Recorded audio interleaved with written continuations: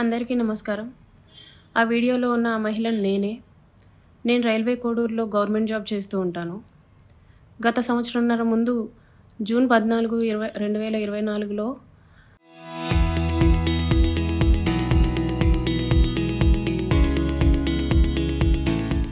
Railway Koduru MLA అయిన అరవ శ్రీధర్ గారికి నేను కంగ్రాచ్యులేషన్స్ చెప్దామని చెప్పేసి ఫేస్బుక్ ద్వారా మెసేజ్ చేయడం జరిగింది. అతను మొదటి రోజు అయినా సరే నాతో 2-3 గంటలు మాట్లాడారు. లాస్ట్లో అతని నెంబర్ నాకు ఇచ్చి నా నెంబర్ అతను తీసుకున్నారు. టెలిగ్రామ్ అనే యాప్లో నాకు మెసేజ్ చేశారు. నా గురించి అంతా తెలుసుకుంటూ వచ్చారు. అంటే నువ్వేం చేస్తూ ఉంటావు, ఎక్కడ ఉంటావు, నీకు పెళ్ళయిందా, నీ భర్త ఏం చేస్తాడు, పిల్లలు ఉన్నారా, ఇదంతా తెలుసుకుంటూ వచ్చారు. నా భర్త నాకు దూరంగా ఉంటున్నాడు అనేసి తెలుసుకున్నారు. నేను నా బాబుతో ఉంటాననేసి నేను చెప్పాను. అలా అనుకోవద్దు, నువ్వేం ఒంటరివి కాదు, నీకు నేనున్నాను, ఎటువంటి సిచ్యువేషన్ అయినా సరే నేను నీకు ఉంటాను అని చెప్పేసి నెక్స్ట్ డే నుంచే నాకు అటువంటి ప్రామిసులు చేయడం జరిగింది. అటువంటి భరోసాలు ఇవ్వటం జరిగింది ఆయన నుంచి. సరే అని చెప్పేసి నేను నార్మల్గానే మాట్లాడుతూ వచ్చాను. ఒక 2 రోజుల తర్వాత ఆయన నా స్టార్ట్ చేశారు. వీడియో కాల్స్ చేయని చెప్పేసి బలవంతం చేయడం స్టార్ట్ చేశారు.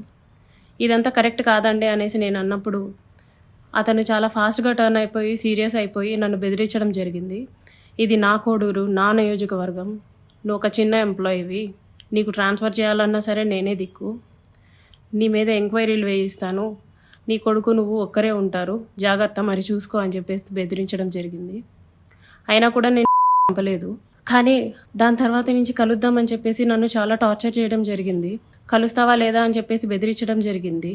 నేను కలవను అని చెప్పేసి జూన్ 14 నుంచి ఒక 20 రోజుల దాకా నేను అసలు కలవను అని చెప్పేసి భయపడుతూనే చెప్పాను. భయపడుతూనే నేను ఇగ్నోర్ చేస్తూ వచ్చాను. ఆయన ఒకసారి అన్నారు, నీ కొడుకు నువ్వు ఒంటరిగా ఉంటారు, చూసుకో, నీ కొడుకు ఏమైనా అయితే నన్ను అడగద్దు అనేసి భయపెట్టడం జరిగింది. సరే అని చెప్పేసి నేను జూలై 9, 2024లో ఫస్ట్ టైం కలిశాను అతన్ని. ఆయనే వచ్చేసి కారులో మా ఇంటి దగ్గరికి వచ్చి పిక్ చేసుకొని కడప రూట్ వెళ్దాం, కడప దాకా వెళ్దాం అనేసి చెప్పారు. ఏం మాట్లాడాలి అనేసి నేను అడిగాను. ఏమొద్దు, ఏం మాట్లాడొద్దు, కడప దాకా వెళ్దాం అనేసి చెప్పారు. కడప దాకా వెళ్ళకుండానే రాజంపేట దగ్గర ఏదో పల్లె దగ్గర ఆపేశారు. మొత్తం డార్క్గా ఉంది ప్లేస్. ఎందుకండి ఆపారు అనేసరికి నాకు నువ్వు కావాలి అనేసి అడిగారు. లేదండి, నేను కుదరదు, నేను అలాంటి దాన్ని కాదు అనేసి చెప్పాను. నేను అలా చెప్పేలోపే నా ప్రైవేట్ పార్ట్స్ని టచ్ చేయటం, నన్ను బలవంతంగా దగ్గరికి తీసుకోవడం లాంటివి జరిగాయి. నేను కార్ డోర్ ఓపెన్ చేయడానికి ట్రై చేశాను. అతను నా జుట్టు పట్టుకొని వెనక్కి లాగేసి నన్ను గట్టిగా కొట్టారు. 2-3 సార్లు కొట్టారు. చాలా గట్టిగా కొట్టి కార్ సీట్ని అడ్జస్ట్ చేసేసి నా మీదకి వచ్చేసి నన్ను చాలా బలవంతంగా చేయడం జరిగింది. నేను అరవడానికి ట్రై చేస్తుంటే నన్ను చాలా గట్టిగానే కొడుతూ వచ్చారు. అలా నా మీద ఫస్ట్ అటెంప్ట్ జరిగింది. నన్ను ఇంటి దగ్గర డ్రాప్ చేసి నేను దిగుతున్న టైంలో, నువ్వు ఈ విషయం ఎవరికైనా చెప్పినా సరే నువ్వు కొలాప్స్ అయిపోతావు, నీ ఫ్యామిలీ కొలాప్స్ అయిపోతుంది, స్పాయిల్ చేసిస్తాను అని చెప్పేసి నాకు చెప్పడం జరిగింది. నేను ఆ భయంతో నేను వెళ్ళిపోయాను, ఇంటికి వెళ్ళిపోయాను. నేను మా బాబే ఉంటాము. నెక్స్ట్ డే కూడా ఆయన కలుద్దాం, మాట్లాడాలి అని చెప్పేసి బెదిరిస్తూ వచ్చారు. అలా నాకు ఆగస్ట్ ఎండింగ్లో నా ఫస్ట్ ప్రెగ్నెన్సీ అతని వల్ల వచ్చింది. ఈ విషయం నేను అతనికి చెప్పాను. చెప్తే అబార్షన్ చేయించుకో వెంటనే అనేసి అన్నారు. నేను అబార్షన్ చేయించుకోవట్లేదు, నీ వల్ల నాకు ఇంత జరిగింది, నేను అబార్షన్ చేయించుకోవట్లేదు అంటే అప్పటికి నన్ను బెదిరించారు. నువ్వు అబార్షన్ చేయించుకుంటే నువ్వు బ్రతుకుతావు, నీ ఫ్యామిలీ బాగుంటుంది, నీ ఉద్యోగం బాగుంటుంది, లేకపోతే నా గురించి నీకు తెలుసు అని చెప్పేసి చెప్పడం జరిగింది. నేను అబార్షన్ చేయించుకోను, ఎట్టి పరిస్థితుల్లో అబార్షన్ చేయించుకోను అనేసి నేను వాదించాను. ఒక 2-3 రోజులు నన్ను బాగా బెదిరించి తర్వాత అష్యూరెన్స్ ఇచ్చారు. సరే, నీ భర్తకి నువ్వు విడాకులు ఇచ్చేసి నేను నిన్ను పెళ్లి చేసుకుంటాను, మీరు ఎలాగా దూరంగానే కదా ఉంటారు, నేను నిన్ను పెళ్లి చేసుకుంటాను, నీ భర్తకి నువ్వు విడాకులు ఇచ్చేసి అనేసి అన్నారు. అప్పటికి నేను ఒప్పుకోలేదు. అబార్షన్ చేయించుకో, ఇది అయితే ఫస్ట్ అబార్షన్ చేయించుకో అని చెప్పి నమ్మించడానికి నేను నిన్ను పెళ్లి చేసుకుంటాను అనేసి నాకు చెప్పారు. నేను చాలా రోజులు చేయించుకోలేదు. అలా ఒక 2 months నాకు ప్రెగ్నెన్సీ ఉంది.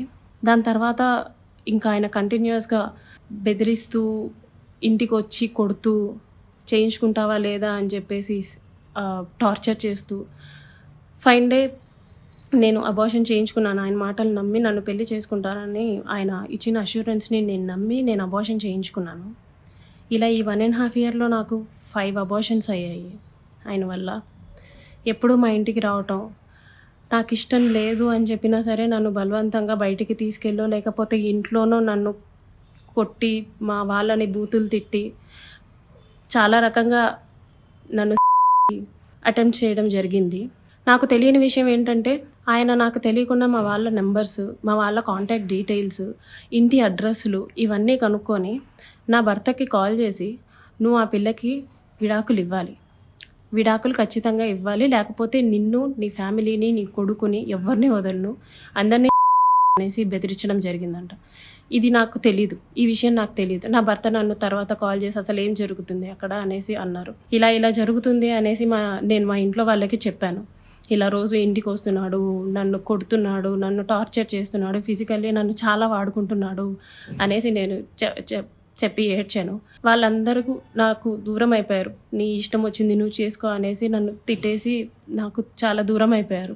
మేము ఇంకా నీతో మాట్లాడడం అని చెప్పి నన్ను వదిలేయడం జరిగింది. ఇదంతా ఆయన ప్లాన్డ్గానే చేసినట్టున్నారు. మా వాళ్ళందరినీ నాకు దూరం చేయాలి అన్న ఒక ఉద్దేశంతో చేసినట్టున్నారు. వాళ్ళందరూ నన్ను దూరంగా వదిలేశారు. మా ఆయన మా బాబుని తీసుకెళ్ళిపోయాడు. నేను ఒక్కదాన్నే ఉంటూ వచ్చాను. గత 6 నెలలుగా నేను ఒక్కదాన్నే ఉంటూ వచ్చాను. నేను నా ఒంటరితనాన్ని, నాకు పేరెంట్స్ లేరు, అమ్మ నాన్న లేరు అడగడానికి, చేయడానికి. అమ్మ నాన్న లేరు. అతను నాకు అష్యూరెన్స్ ఇస్తూనే వచ్చాడు, మ్యారేజ్ చేసుకుంటాను ఎక్సెట్రా అని చెప్పి. ఇలా వీళ్ళందరూ దూరం అయిపోయి నా గురించి ఎవ్వరూ అడగడానికి కూడా లేరు అని ఆయనకి ఒక క్లారిటీ వచ్చిన తర్వాత ఈ 1.5 ఇయర్ నాతో ఉండి నన్ను ఇష్టం వచ్చినట్టు వాడుకొని లిటరల్లీ నన్ను కొట్టి బలవంతంగా చాలా అంటే చాలా సార్లు చేసి January 7, 2026 ఒక 20 days ముందు, "నేను నిన్ను పెళ్లి చేసుకోను, నువ్వేం చేసుకుంటావో చేసుకో, నీ ఇష్టం వచ్చింది చేసుకో, నీ దిక్కున్న చోటు చెప్పుకో, నీ గురించి ఎవడొస్తాడో నేను చూస్తాను, నేను మాట్లాడతాను" అనేసి నాకు చెప్పడం జరిగిందండి. It's been 20 days. అతను నన్ను వదిలేసి ఈ 1.5 సంవత్సరం నేను నరకం చూశాను. అతని వల్ల చూడాల్సిన నరకం అంతా చూశాను. నాకు ఇప్పుడు న్యాయం కావాలని చెప్పేసి నేను కోరుకుంటున్నాను. దాని గురించి పోరాటం చేస్తున్నాను. చరిత్ర సృష్టించినోడు ఇప్పుడు ఆ చరిత్రని తిరగరాయబోతున్నాడు. అబద్ధాల గోడల్ని బద్దలు కొట్టి నిజాలను రాగా మీ ముందుంచబోతున్నాడు. నిజమైన వార్తల కోసం వెంటనే డౌన్లోడ్ చేసుకోండి రా యాప్ని.